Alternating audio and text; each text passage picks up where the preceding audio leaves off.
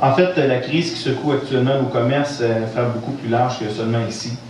C'est le commerce en ligne qui est vraiment le compétiteur direct de nos entreprises. Il y a beaucoup de commerce en ligne qui se fait. Il faut continuer à travailler à accroître notre présence en ligne pour nos magasins. En fait, ça frappe tellement, même les grandes chaînes présentement comme Sears, comme Jacob, même Target qui s'est fait à venir, ils ont échoué. Nous, on doit se positionner comme pôle régional au niveau des services, au niveau des commerces, faire en sorte d'augmenter le nombre de consommateurs qui viennent chez nous pour réussir à faire en sorte que nos commerces vivent bien et gagnent bien leur vie.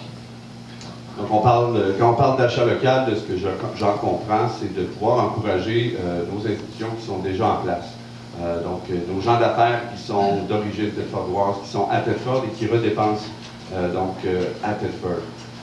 Évidemment, je ne suis pas contre une franchise qui vient s'installer dans la région. Toutefois, si on invite une franchise qui va faire une compétition directe à un commerçant de notre coin, je me pose la question à savoir à quel point la population a été consultée, puis par rapport aux compétiteurs directs. Je pense à exemple, je vois depuis plusieurs mois sur le coin du boulevard Ouellette et du boulevard Frontenac, donc une recherche de franchisés pour un chocolato ou pour une planète poutine. Donc on a de beaux restaurants, on a de beaux commerçants, on a des institutions qui mériteraient peut-être une place là. Est-ce qu'on les a invités? Encore là, ce que je considère une priorité, c'est de consulter aux gens, d'abord. En fait, on n'invite pas les franchises à venir chez nous. Ils sont intéressés à venir chez nous et on a des règles par rapport à lorsqu'ils veulent s'implanter. S'ils respectent les règles, on peut leur permettre de mettre des permis de construction.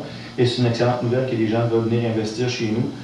Maintenant, par rapport directement à l'achat en ligne, je vais inviter les gens s'ils sont intéressés à faire une recherche, mais je suis à peu près convaincu qu'on a la politique d'achat local la plus généreuse pour ces entreprises sur le territoire. En fait, on l'a bonifié pendant notre mandat. On a un 5 d'avantage qui est donné à nos entreprises et auquel s'ajoute un 5 supplémentaire si c'est un manufacturier. Donc, un manufacturier qui produit des services, des produits ici, 10 d'avantage sur ses compétiteurs, faire en sorte qu'on achète le plus possible auprès d'eux.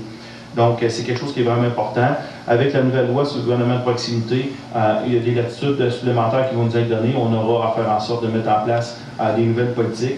Ce qu'on fera pour faire en sorte de s'assurer de favoriser le plus possible l'emploi chez nous en favorisant le commerce. Merci, M. Brousseau.